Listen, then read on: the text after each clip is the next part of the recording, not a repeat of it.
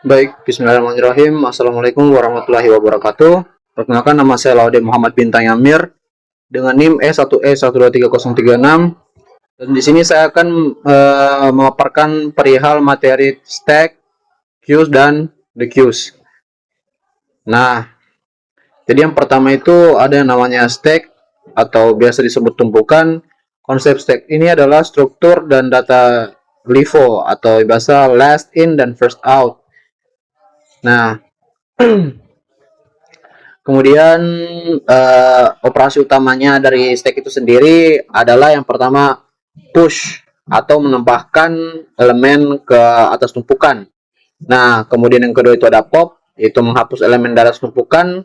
Dan ya, untuk contoh aplikasinya, itu seperti tombol kembali pada browser, terus fitur undo pada editor teks. Kemudian ada juga di penunjukan tanda kurung dan tag HTML ya. Dan ini dapat diimplementasikan menggunakan list di Python.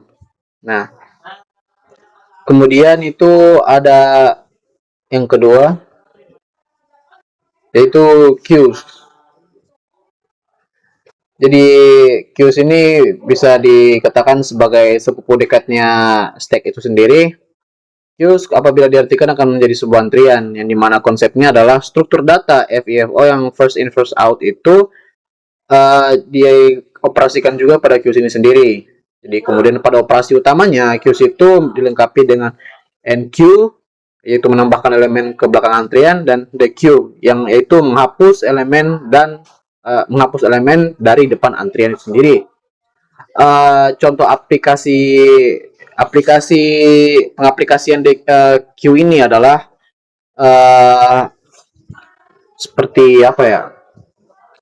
Seperti antrian di layanan pelanggan atau antrian di Spotify ketika ada fitur queue sendiri yang apabila setelah lagu ini didengarkan akan berlanjut ke lagu yang ada dalam antrian queue sendiri. Nah, kemudian kita lanjut ke bagian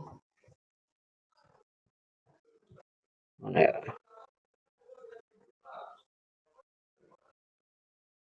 Mana ya? Ya, di sini. Double ended queues atau biasa disebut DQ yang terkadang juga disebut sebagai deck. Konsep deck itu sendiri yaitu struktur data yang mendukung uh, penyisipan dan penghapusan dari kedua ujung. Jadi operasi utamanya itu ada seperti add first, add last. Jadi tambah elemen di depan dan di belakang.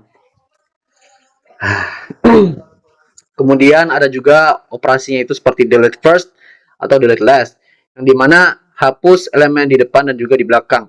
Contoh pengaplikasiannya itu sendiri ada pada antrean restoran dan fleksibel, dan juga implementasi dan efisiensi menggunakan array sekular atau modul kolektor di collections DQ di Python. Kemudian semua struktur data ini memiliki kelebihan masing-masing dan digunakan tergantung pada kebutuhan algoritma program yang dikerjakan. Nah,